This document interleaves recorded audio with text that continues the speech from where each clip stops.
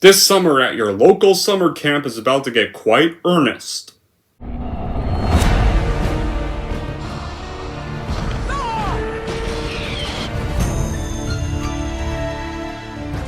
Those were up, and they did. More smarts, and my...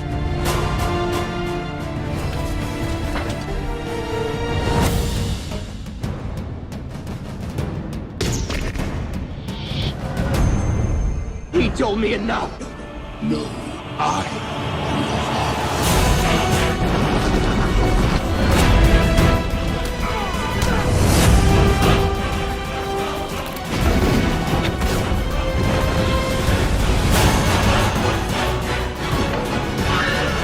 Here's Chuck.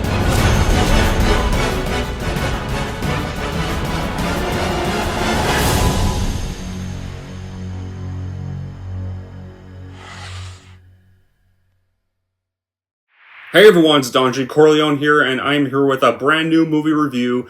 And this movie review is going to be for a 1988 or 1987 comedy film. Hold on, I'm going to get the DVD for this one. I think this was 1987. I think it was 1987 or something. 1987. A 1987 comedy film that started an iconic character who one film of his I reviewed around Christmas time. Yeah, one of Jim Varney's most iconic roles, besides Slinky. I reviewed the film that came after this one for Christmas season, because that was a Christmas film. Now it's time to review the movie that started his 4-film franchise with Touchstone Pictures. That's going to be for none other than 1987's Ernest Goes to Camp. This one is directed by John R. Cherry III. What's the plot? Well, so pretty much now, Ernest is this plumber or mechanic guy, or handyman, who pretty much is working at this camp, and he dreams of becoming a camp counselor.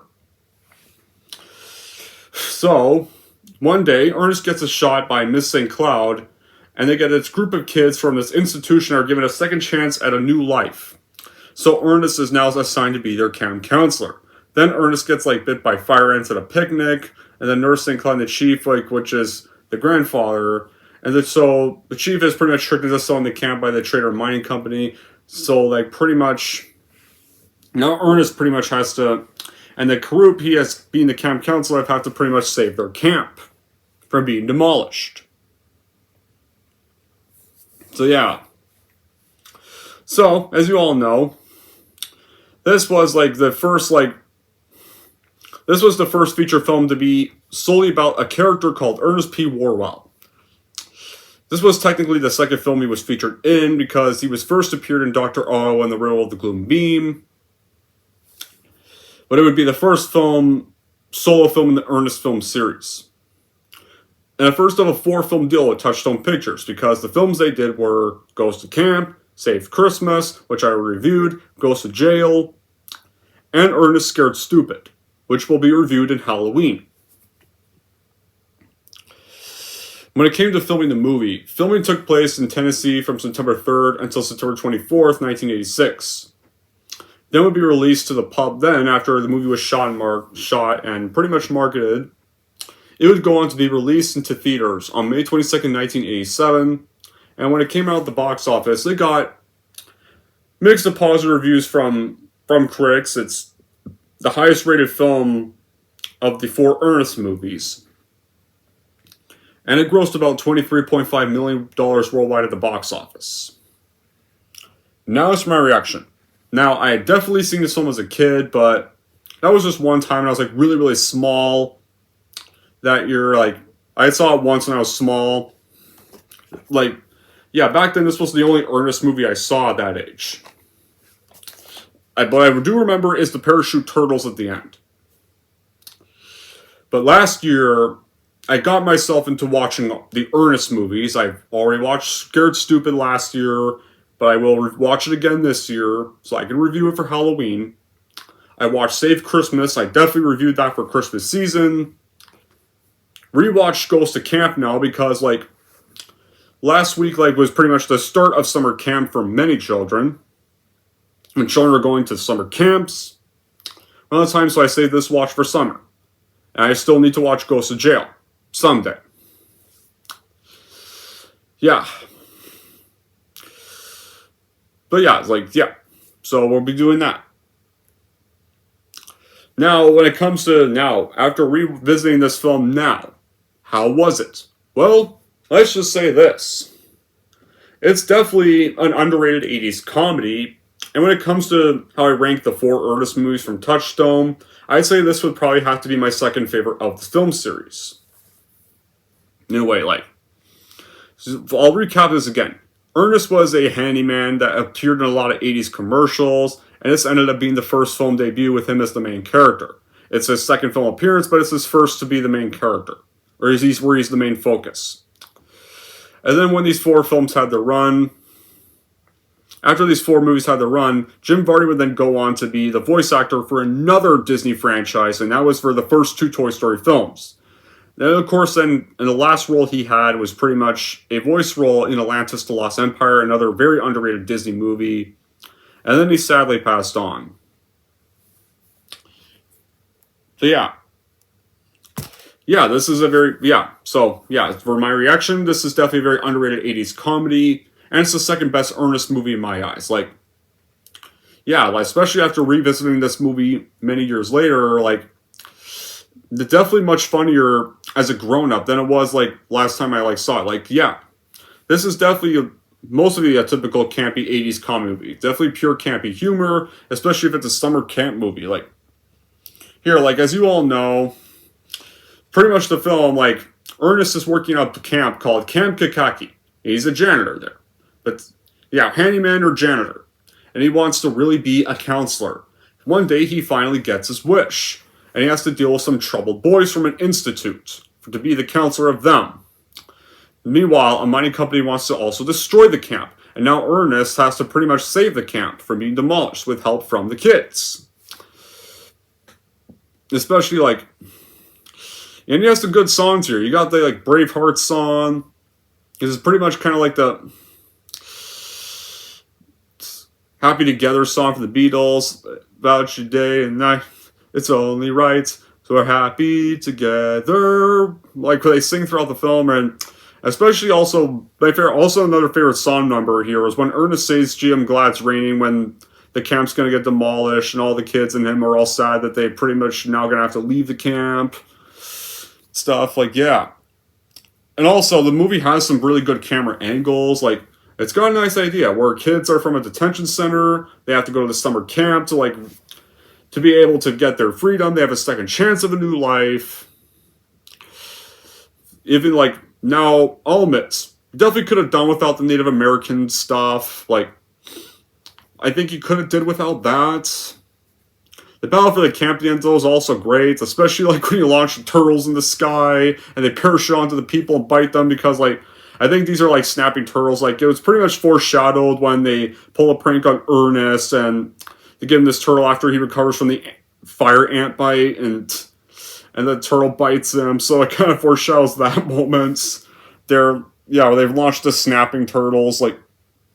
Because they bite, the snapping turtles are the ones that bite. Or when he's sitting down in the lawn chair, when he's cooking, and he gets pulled in the fire and jumps in a lake. There's definitely some comedy gold in this movie. Now anyway, how do we start a story of Ernest Goes to Camp? So we start the movie off with this young plains warrior that's getting tested for initiation as a target of 3, different weapons here, and now, as much as I'm not too much of a fan of the Native American stuff in this movie, this is definitely a pretty well shot flashback right here for a low budget comedy. I will admit that. This is a nice little way to start off the film. And then we really get to the real start of the story, where we first see Ernest. He's working at the maintenance man at Camp Kakaki in hopes to become a counselor. He's pretty much kind of telling the audience, kind of fourth wall-ish, that he's fixing a sign and he's dreaming of becoming a counselor, kind of he's talking to the audience in a way. But then, of course, he's talking about how he ties a ladder, but then he accidentally unties the ladder and he falls, and it's pretty much And then later he becomes this valuable addition to his staff, and like he's pretty much skilled at planes in sign language for Indian sign language, and definitely used by Kakaki's owner, which is Chief St. Cloud. And then we meet our camp kids of the movie, and they're this small group of juvenile delinquents. Pretty much they're the second chancellors, and they're being sent to Kakaki. Then we meet our head counselor named Tipton. He assigns Kakaki's most experienced counselor, Ross Dennis, to be the boys' counselor. As Dennis is unhappy with the assignment, he treats the boys very harshly and cruelly. And he goes too far when he causes Moose Jones, which is the smallest boy of the group, to nearly drown in the lake while swimming. But thankfully, though, Ernest rescues Moose from drowning. Right there. And so, the boys don't like Stennis' cruelty, and they retaliate against that.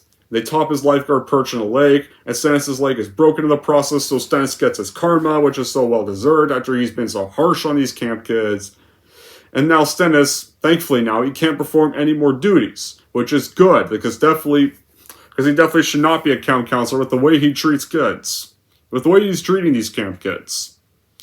And Kakaki's pretty much short-staffed and short-handed, so Tipton has to now give Stennis' position to Ernest, and Ernest is now having his dream come true. He's finally going to be a camp counselor like he always dreamed of.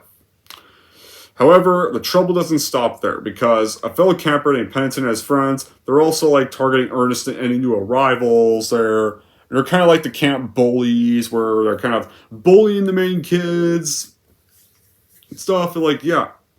But you're like, this is like, what makes Ernest a great character in this movie is because, like, Ernest proves that sometimes even bad kids can be good people.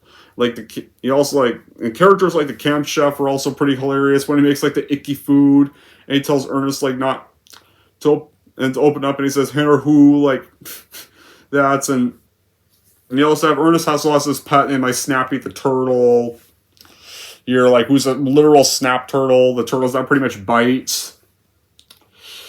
And you know, like, you think, like, for a movie like this, it would be about a guy being a camp counselor being annoyed with these kids, but no, it's not that kind of story here. Here, like, Ernest is actually good and patient with the juvenile kids, like, even if they, like, even if none of them really treat him that well at first, like, he's not rude to them, he's not mean to them. Like, no, he's actually really good with these juvenile kids. Here, he never gets annoyed with any of them. Yeah, when he sees Moose drowning, first thing he does is he jumps in the lake and immediately saves his life. Right there, and these kids do, like, get berated for this prank they do with him with that turtle, or after he, like, sits on the fire ants, and it's a pretty funny moment because he realizes they're fire ants and he starts thrashing around because the fire ants are obviously biting him, and then he's in, like, the nurse part of the camp. And these kids do start to warm up to him as well. Ernest never lectures a child. He never makes them feel any inferior. He actually made them feel like their opinions were just as important and like their lives were just as important as his. Like, he treats them as equals. And the children really do start to develop as the movie progresses when that stuff happens. Like, here, like, it's a great message here that sometimes children should be seen and heard. Like, it's like when it's like meant to be seen, like children are meant to be seen and not heard. Like, no, Ernest doesn't believe in any of that stuff at all. That really makes him a great character. Like, right there. Because yeah, the second chancellors, they do initially give Ernest trouble for a little bit, but like as eventually they do start to show some respect for him. Like during this campfire session, when a nurse like translates their grandfather's description, who was dressed up like a Indian of the warrior initiation for his tribe, and the initiate has to hold still with a knife, a strong hatchet, and an arrow when they get thrown. And then the courage of the young warrior alters like the course of each weapon and prevents it from striking him. And the second chancellors then build a teepee, but then when they get back to teepee, Sally gets burned. And then they fight Pennington and his friends because they find out they were responsible for burning the PT. Tipton now wants to expel the second chancellor, but Ernest convinces him not to. Convinces him to let the second chancellor stay. Like, yeah. He actually has hope for these guys. He actually has hope for these second chancellors. Right there. He actually really wants to redeem really cares about these second chancellors. And like, he really bonds with them as the movie all progresses. And yeah. And right there. And then of course, We then get to our minor corporation run by our antagonist in the movie, Sherman Crater. He wants to mine the petrocite at Kikaki, but Chief St. Cloud does not want to sell the land, and they realizes the chief does not even understand English, so Crater manipulates Ernest into obtaining the chief's signature under false pretenses. Ernest thinks he's helping the chief sign an anti-pollution petition, and so he convinces the chief to sign the land away. And then, sadly though, Ernest ends up realizing his foolishness when he ends up announcing, because it was a signature to sell the land, that they pretty much manipulated Ernest into signing. The camp is going to now have to close. And so Nurse St. Cloud then confronts Ernest, and Ernest stammers like he's going to fix the whole situation. And so Ernest and the second chancellor, they go to the construction site. They try to look for the boss, but Crater's not there. Instead, it's Bronk. So Ernest immediately tries to fight Bronk, but Bronk quickly is stronger than him, and it beats him up.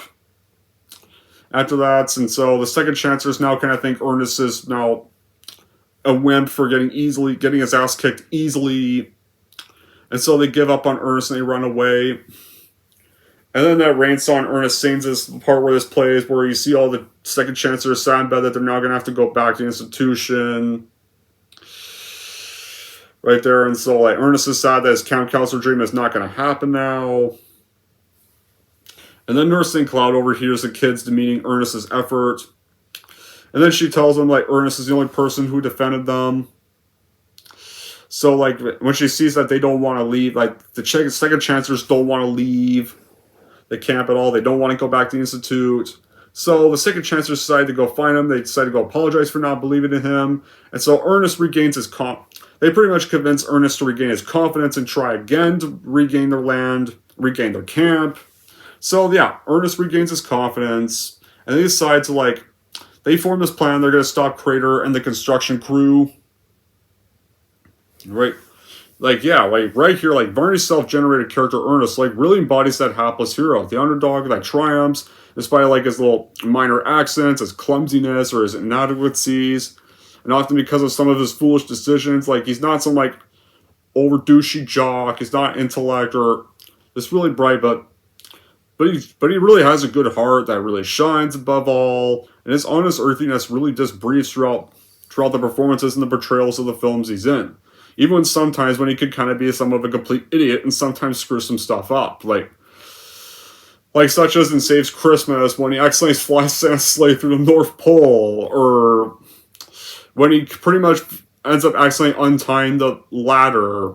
And when he's trying to fix the sign, and he falls, or with the fire ants incident, or stuff, and some more shenanigans he often gets himself into here.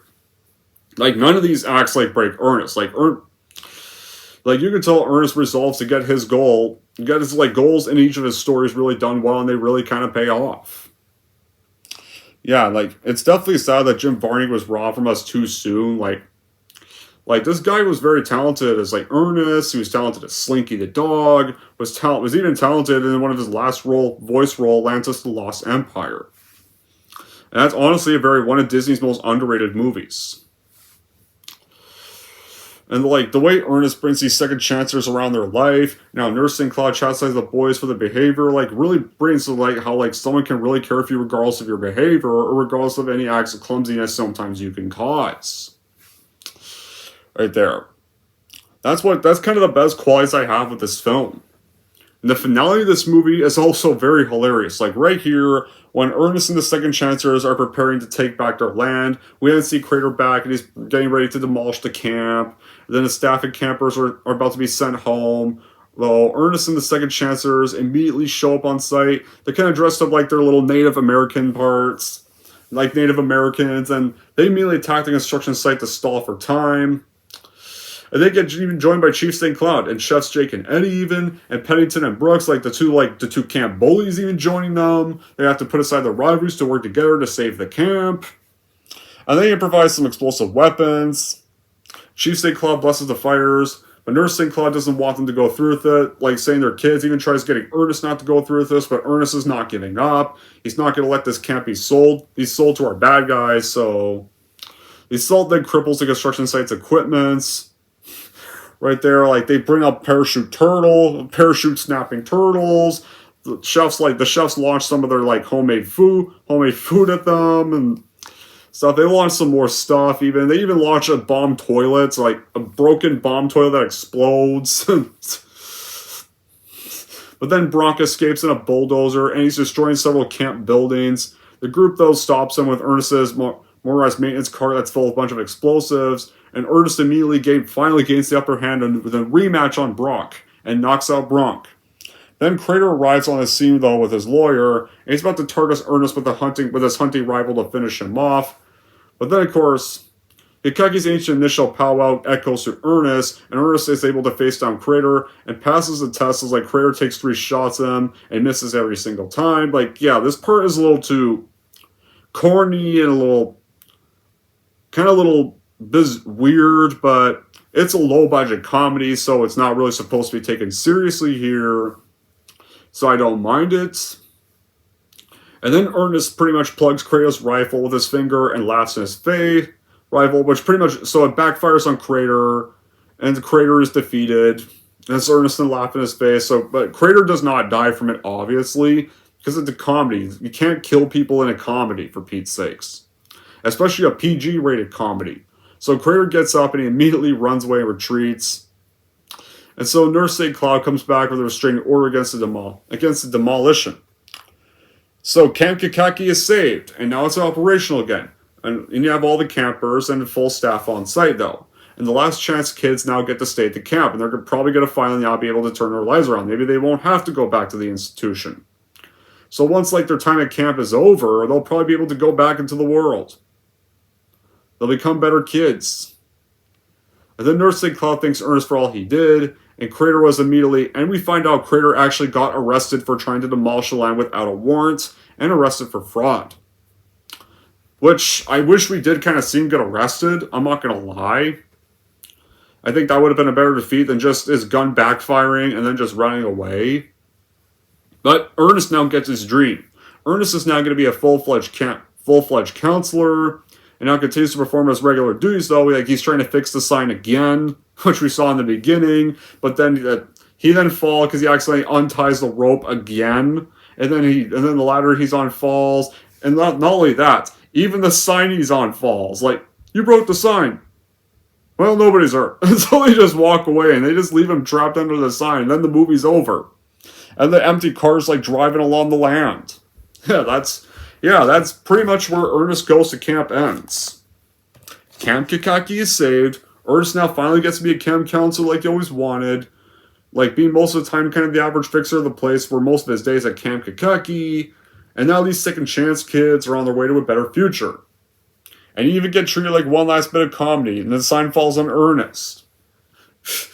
And then they're like, he broke the sign.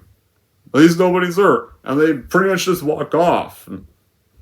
It's pretty much, yeah, that actually is where it ends. Now, with that being said, as good of a movie as Ernest Goes to Campus, do I have any bad qualities? Well, some of the other camp counselor characters, like Pennington, were not likable or douchey. Thankfully, though, Pennington gets his comeuppance when they push his lifeguard chair down and he breaks his leg because he's too much of a lazy asshole, doesn't give a shit about any of these kids. So he gets his karma. He's now not able to do any of his camp counselor duties now. The Native American stuff, it's not that interesting. I mean, I don't hate it really much, but it was just the least interesting stuff in my eyes. I don't think we really needed that stuff. We could have did without that stuff. And some of the second chance kids, some of them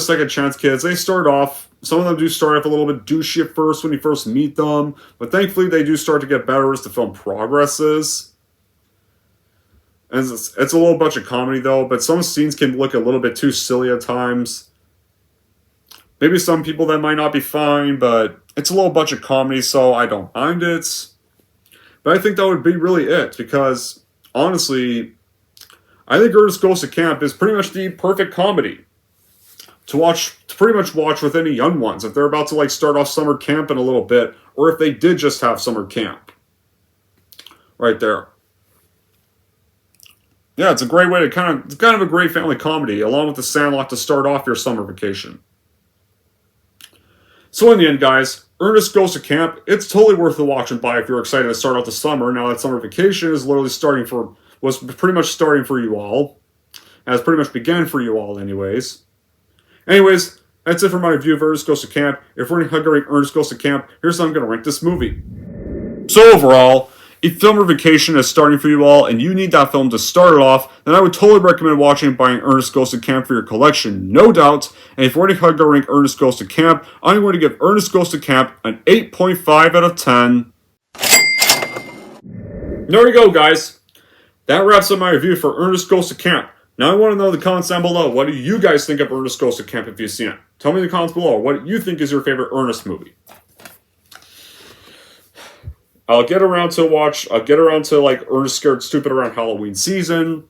That's going to be part of Halloween horror movie reviews, even though that's not a horror movie, but still. Doesn't always have to be a horror movie during that season when I review stuff in October.